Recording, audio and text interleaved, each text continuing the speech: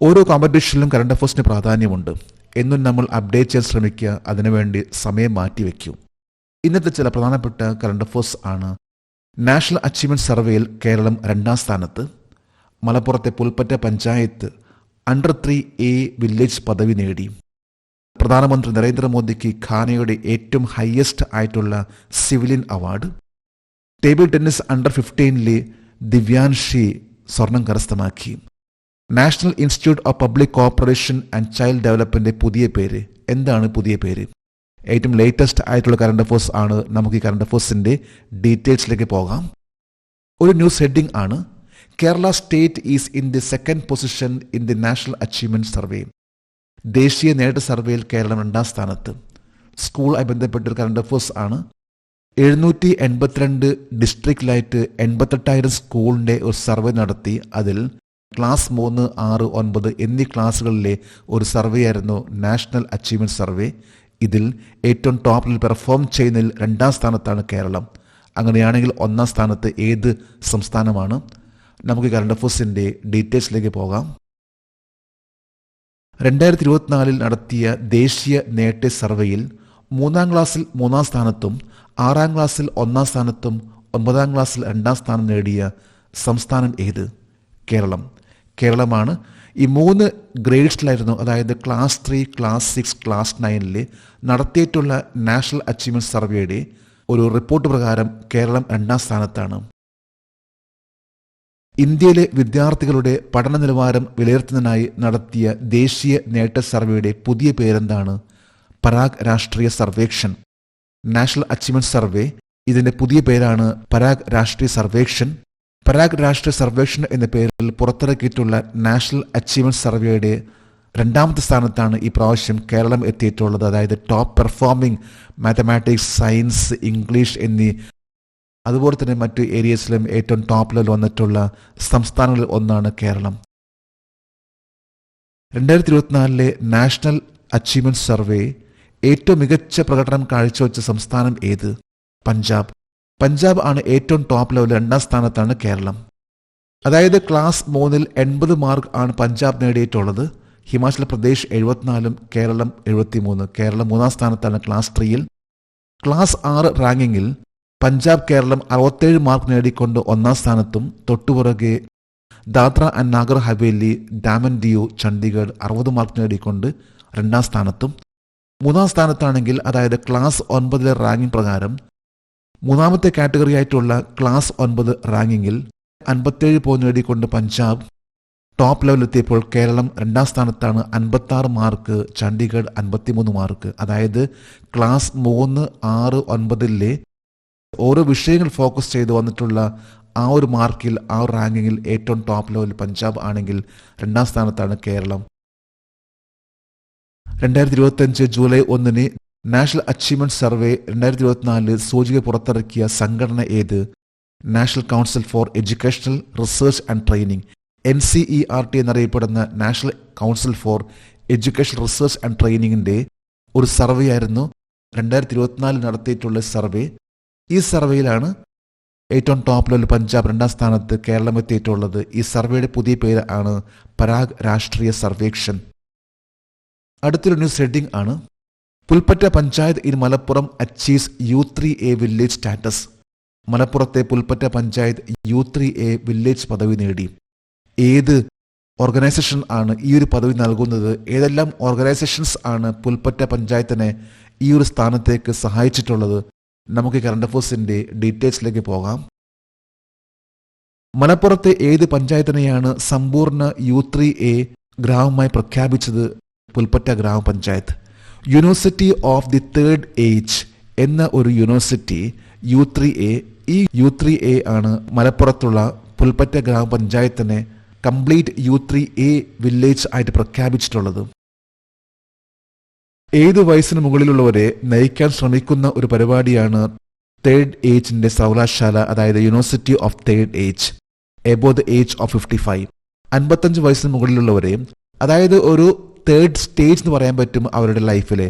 പിരിഞ്ഞു പോരുന്ന അവർക്ക് പിന്നീടുണ്ടാവുന്ന മാനസിക ബുദ്ധിമുട്ടുകൾ അതിനെ തരണം ചെയ്യുന്ന അവരെ ഹാപ്പിയാക്കുന്ന ലെവലിലുള്ള യൂണിവേഴ്സിറ്റി ആണ് university of 3rd age.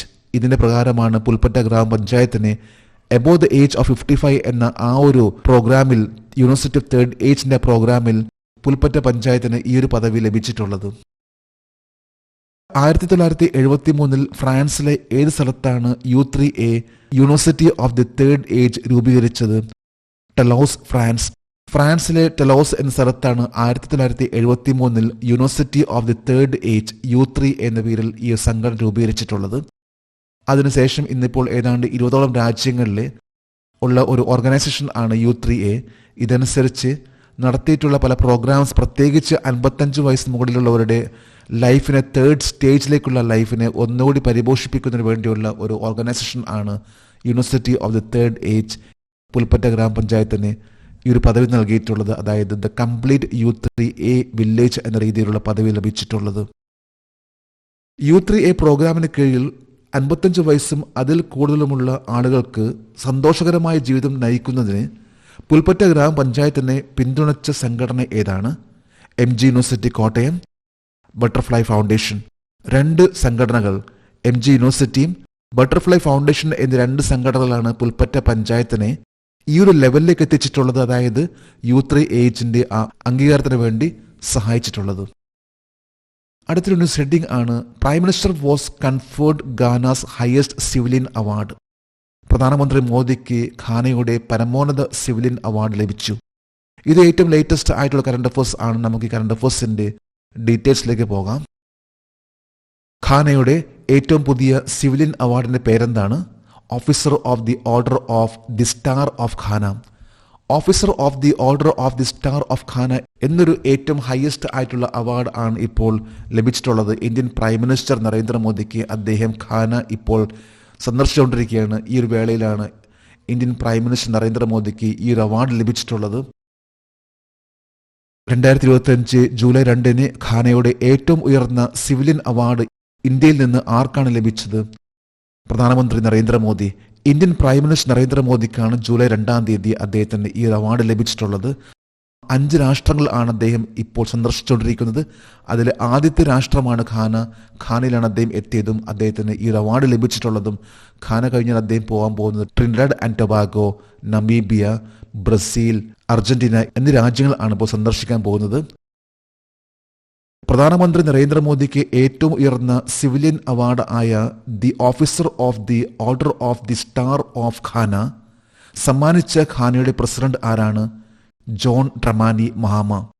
John ഡ്രമാനി മഹാമ അദ്ദേഹം ഇന്ത്യൻ പ്രൈം മിനിസ്റ്റർ നരേന്ദ്രമോദിക്ക് നൽകിയിട്ടുള്ള ഘാനയുടെ ഏറ്റവും ഹയസ്റ്റ് ആയിട്ടുള്ള സിവിലിയൻ അവാർഡ് ആണ് the officer of the order of the star of Ghana എന്ന സിവിലിയൻ അവാർഡ്. എത്ര വർഷത്തിന് ശേഷം ഒരു ഇന്ത്യൻ പ്രൈം മിനിസ്റ്റർ ഘാന സന്ദർശിച്ചു? 30 വർഷത്തിലേറെ. 30 വർഷത്തിലേറെയായിട്ടുണ്ട് ഒരു ഇന്ത്യൻ പ്രൈം മിനിസ്റ്റർ ഘാന എന്ന രാജ്യം സന്ദർശിക്കുന്നത്. ഈ ഒരു വേളയിലാണ് അദ്ദേഹത്തിന് ഏറ്റവും ഹയസ്റ്റ് ആയിട്ടുള്ള സിവിലിയൻ അവാർഡ് ലഭിച്ചിട്ടുള്ളത്. ഘാന കഴിഞ്ഞാൽ പിന്നെ അദ്ദേഹത്തിന്റെ അടുത്ത സന്ദർശനമാണ് Trinidad and Tobago, Namibia, Argentina, Brazil എന്നീ രാജ്യങ്ങൾ. അടുത്തൊരു ന്യൂസ് ഹെഡിംഗ് ആണ് The National Institute of Public Cooperation and Child Development has been officially renamed. National institute of public corporation and child development ഔദ്യോഗികമായി പുനർനാമകരണം ചെയ്യപ്പെട്ടു. എന്താണ് പുതിയ പേര്?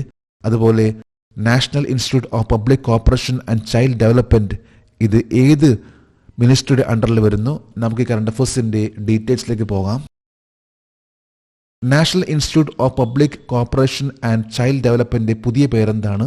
Savitribai Phule national institute of women's and child development. ഏറ്റവും ലേറ്റസ്റ്റ് ആയിട്ടുള്ള ഒരു തീരുമാനമാണ്. അതായത് national institute of public corporation and child development അതിന്റെ പുതിയ പേര് ഇനി മുതൽ Savitri Phule national institute of woman and child development ആയിരിക്കും. National institute of public corporation and child development ഏത് മന്ത്രാലയത്തിന് കീഴിലാണ്? വനിതാ ശിശു വികസന മന്ത്രാലയം. Ministry of woman and child development അണ്ടറിൽ വരുന്ന ഒരു ഡിപ്പാർട്ട്മെന്റ് ആണ്, ഒരു ഓർഗനൈസേഷൻ ആണ് national institute of woman and child development. ഇതിന്റെ പുതിയ പേരാണ് Savitri Phule national institute of woman and child development. ആധുനിക ഇന്ത്യയിലെ ആദ്യത്തെ വനിതാ അധ്യാപികയായി പരക്കെ കണക്കാക്കപ്പെടുന്ന ഇന്ത്യൻ വിദ്യാഭ്യാസ പ്രവർത്തക, സാമൂഹിക പരിഷ്കർത്താവ്, കവി എന്നിവയുടെ പേര് സാവിത്രിഭായ് ഫുലെ. സാവിത്രിഭായ് ഫുലെ ഇവർ ഇന്ത്യയിലെ modern educator, social reformer, poet, ഒപ്പം തന്നെ the first female teacher of modern India എന്ന പേരിൽ അറിയപ്പെടുന്ന സാവിത്രി ഫുലെ 1891 ജനിച്ചത്. 1897 അന്തരിച്ചു. സാവിത്രി ഫുലെയുടെ പേരാണ് ഇപ്പോൾ national institute of women and child development എന്നതിൻ്റെ പുതിയ പേര് ആയിട്ട് മാറ്റിയിട്ടുള്ളത്. National institute of public corporation and child development ഏത് വർഷത്തിലാണ് സ്ഥാപിതമായത്? 1966 ഫെബ്രുവരി 28. ഏതാണ്ട് ഇപ്പോൾ 58 വർഷത്തിലേറെയായിട്ട് സ്ഥാപിതമായിട്ടുള്ള ഒരു ഓർഗനൈസേഷൻ ആണ് national institute of public corporation and child development. NIPCCD Savitribai Phule national institute of women and child development ആയിരിക്കുമെന്ന് പ്രഖ്യാപിച്ച തീയതി 2025 ജൂലൈ 2. ജൂലൈ 2 തീയതിയാണ് ഈ ഒരു പുതിയ പേര് വന്നിട്ടുള്ളത്. അതായത് Savitri Phule national institute of woman and child development. ഇതിന്റെ പഴയ പേരാണ് national institute of public corporation and child development. അടുത്തൊരു ന്യൂസ് ഹെഡിംഗ് ആണ് Divyanshi creates history, clinches gold in the TT Under-15 girls singles. Table ടെന്നീസിൽ ദിവ്യാൻഷി ചരിത്രം സൃഷ്ടിച്ചു. പെൺകുട്ടികളുടെ സിംഗിൾസ് സ്വർണം നേടിയിട്ടുള്ള ടേബിൾ ടെന്നീസ് പ്രൊഫഷണൽ പ്ലെയർ ആണ് ദിവ്യാൻഷി. നമുക്ക് കറണ്ട് അഫയേഴ്സിന്റെ ഡീറ്റെയിൽസിലേക്ക് പോകാം. താഷ്കണ്ടിൽ നടന്ന 29ാമത് ഏഷ്യൻ യൂത്ത് ചാമ്പ്യൻഷിപ്പിൽ Under-15 ഗേൾസ് സിംഗിൾസിൽ സ്വർണം നേടിയ ഇന്ത്യയിൽ നിന്നുള്ള ടേബിൾ ടെന്നീസ് കളിക്കാരുടെ പേര് ദിവ്യാൻഷി ഭൗമിക്.